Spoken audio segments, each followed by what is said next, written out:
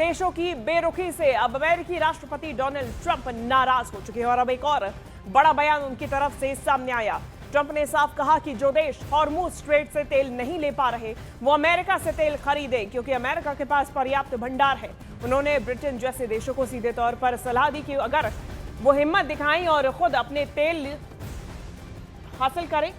और ट्रंप ने यह भी साफ कर दिया कि अब हर देश को अपनी लड़ाई खुद लड़नी होगी, अमेरिका किसी की मदद नहीं करेगा। तो जंग सिर्फ मिसाइलों से नहीं जीती जाती, कभी कभी नक्शे की एक पतली लकीर पूरी दुनिया को झुका देती है। स्ट्रेट ऑफ हॉर्मुज जहां से दुनिया का तेल गुजरता है, आज वही ईरान का सबसे बड़ा हथियार बन चुका है। सवाल यह है कि आखिर कैसे एक समुद्री रास्ता अमेरिका और इजराइल जैसे ताकतवर देशों के खिलाफ ईरान की सबसे बड़ी ताकत बन गया है। अब ऐसे में इसे ऐसे समझिए कि स्ट्रेट ऑफ हॉर्मुज का बंद होना किस लिए महत्वपूर्ण है।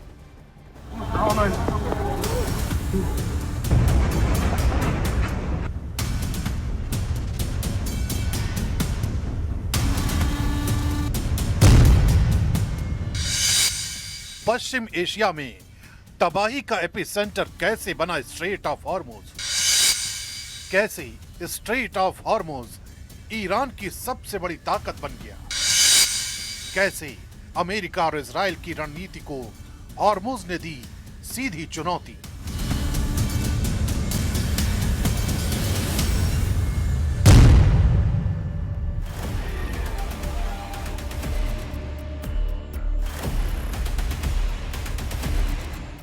स्ट्रेट ऑफ हॉर्मुज दुनिया का सबसे अहम तेल गलियारा। हर दिन लाखों बैरल कच्चा तेल और एलएनजी इसी रास्ते से एशिया, यूरोप और अमेरिका तक पहुंचता है। यही वजह है कि संकरी जलधारा की अहमियत सिर्फ भौगोलिक नहीं बल्कि रणनीतिक भी है। ईरान की तटरेखा इस स्ट्रेट के उत्तरी हिस्से को कवर करती है, जिससे उसे नेचुरल कंट्रोल मिलता है। जैसे ही अमेरिका इजराइल ने हमले तेज किए, ईरान ने इसी भौगोलिक ताकत को अपने पक्ष में मोड़ लिया। यानी जहां उसकी सैन्य ताकत कमजोर पड़ रही थी, वहीं उसकी लोकेशन सबसे बड़ा हथियार बन गई। ईरान ने स्ट्रेट ऑफ हॉर्मुज को सिर्फ ब्लॉक नहीं किया बल्कि उसे डेंजर जोन बना दिया। समुद्र में माइंस बिछाए गए, एंटी शिप मिसाइलें तैनात की गई, ड्रोन बोट्स और स्पीड बोट्स के जरिए लगातार खतरा बनाया गया। हर गुजरते जहाज को अब रिस्क का सामना करना पड़ रहा है। नतीजा, अंतरराष्ट्रीय शिपिंग कंपनियां पीछे हटने लगी, बीमा प्रीमियम आसमान छू गया और कई टैंकरों ने रास्ता बदल लिया।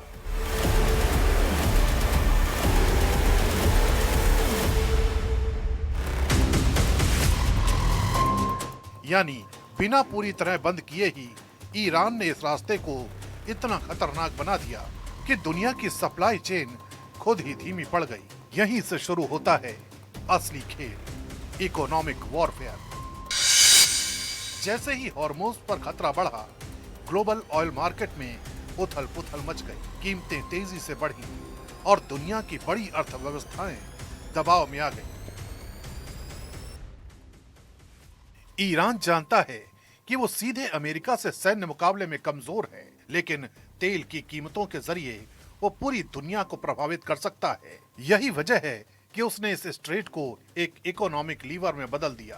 अब हर दिन की देरी, हर टैंकर की रुकावट सीधे ग्लोबल इकोनॉमी को झटका दे रही है। अमेरिका ने जवाब में नौसेना तैनात की, माइंस हटाने की कोशिश की और एयर स्ट्राइक भी तेज की, लेकिन हॉर्मुज का भूगोल ईरान के पक्ष में है। संकरी जलधारा, पास के ईरानी तट और छिपे हुए लॉन्च पॉइंट, ये सब मिलकर ईरान को गेटकीपर बना देते हैं। कई देशों को अब अपने जहाज निकालने के लिए ईरान से अप्रत्यक्ष अनुमति लेनी पड़ रही है।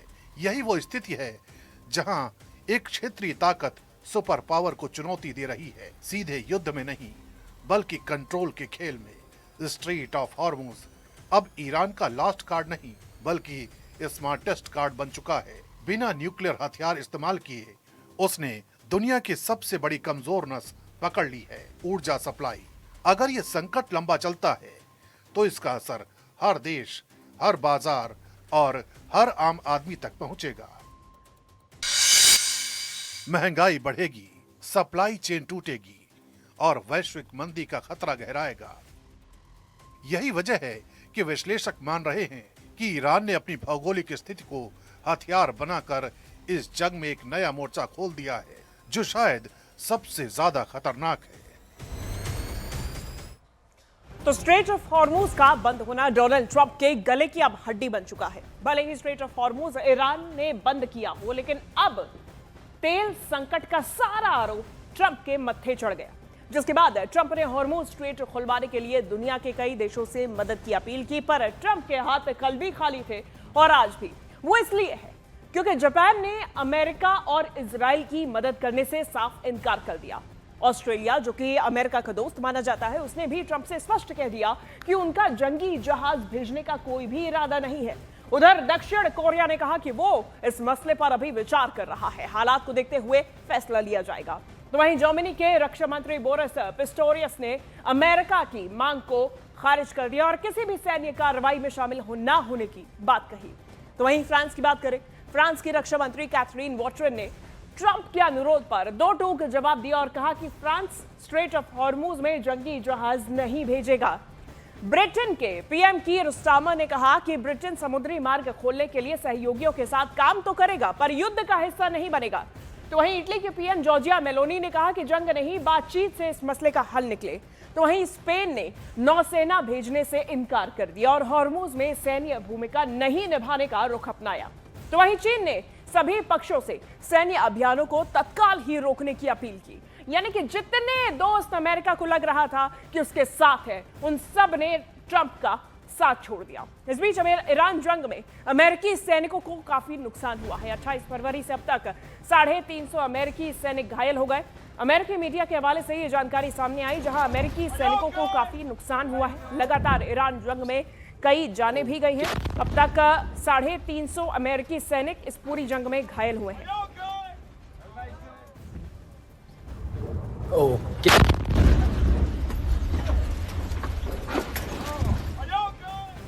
तो वहीं अमेरिका और इजराइल को इस बात का एहसास हो गया है कि उसे ईरान के खिलाफ जल्दी सबसे बड़ा हमला करना होगा। लेकिन इस युद्ध में अब पुतिन की भी एंट्री हो गई है। रूस ने कह दिया है कि वर्ल्ड ऑर्डर बदलने जा रहा है। वहीं अमेरिका के रक्षा मंत्री का दावा है कि रूस और चीन अब ईरान की खुल्लम खुल्ला मदद कर रहे हैं।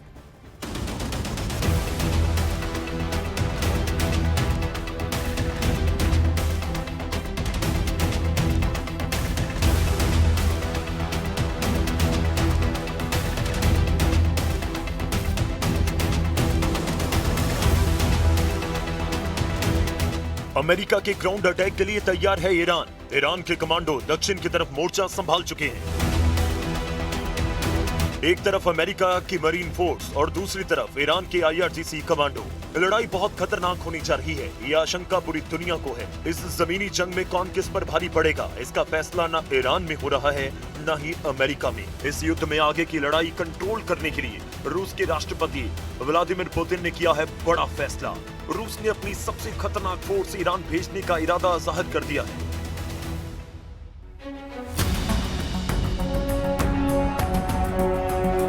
रिपोर्ट है कि पुतिन ने अपनी स्पेशल फोर्स ईरान में उतारने का फैसला किया है।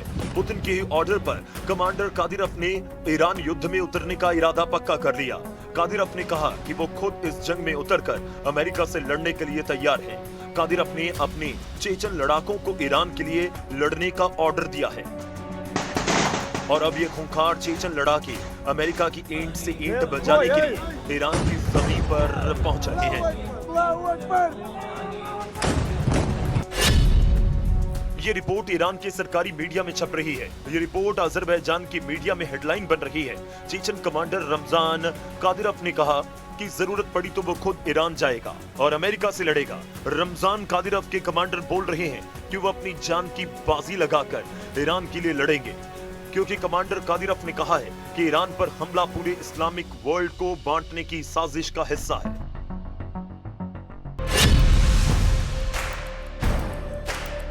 यूक्रेन के मारियुपोल, बखमूत और रूस के कर्स्क में पूरी दुनिया के कादिरफ के लड़ाकों की बहादुरी देखी है। चेचन लड़ाके किस तरह लड़ते हैं, गोली और बारूद से डरते नहीं बल्कि उनके बीच जीते हैं। अब चेचन लड़ाकों की इसी बहादुरी को पुतिन ईरान में इस्तेमाल करना चाहते हैं। ये रिपोर्ट्स बता रही हैं कि अमेरिका को हराने के लिए पुतिन ने अपने जांबाज लड़ाकों को ईरान में उतारने का फैसला किया है।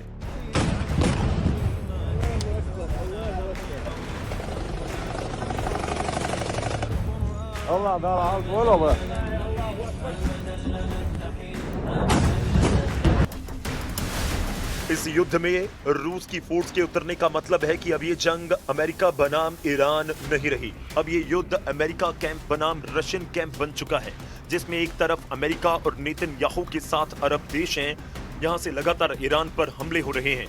वहीं दूसरी तरफ ईरान को बचाने के लिए तैयार है रूस, चीन और उत्तर कोरिया।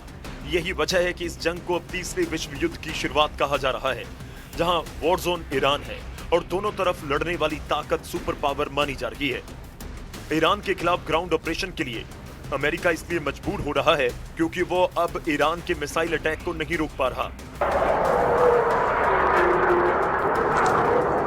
ईरान की खुर्रम शहर और सेजिल मिसाइल किस तरह इजराइल पर हमला कर रही है, इसके वीडियो लगातार वायरल हो रहे हैं। ईरान लगातार अपनी मिसाइल पावर से इजराइल, अमेरिका और खाड़ी देशों को शॉक पर शॉक देता जा रहा है। ये इजराइल का आसमान है और यहाँ ईरान की बैलिस्टिक मिसाइल कैसे इजराइल की 2 इंटरसेप्टर को धोखा देती है। इस वीडियो ने नेतन्याहू को परेशान कर दिया क्योंकि उनकी पूरी ताकत ईरान के मिसाइलों को रोकने में जाया होती जा रही है। इजराइल के डिफेंस सिस्टम काम नहीं कर रहे हैं।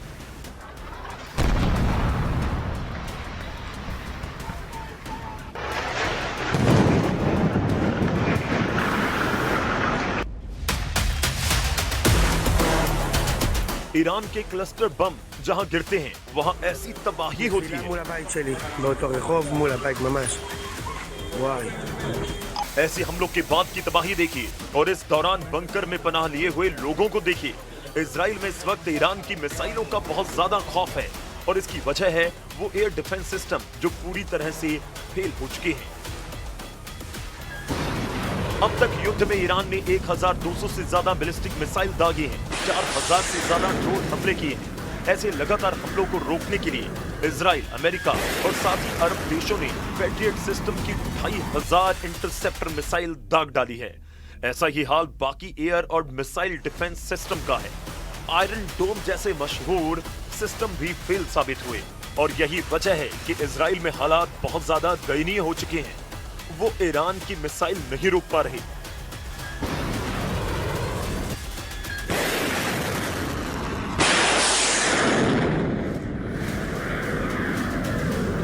लेकिन डोनाल्ड ट्रंप की प्रवक्ता कैरोलिन का दावा है कि इस युद्ध में अमेरिका को लगातार कामयाबी मिल रही है। With respect to the ongoing major combat operations in Iran, Operation Epic Fury is moving ahead successfully and according to plan. With each passing day, the United States military is increasing its advantage over the terrorist Iranian regime.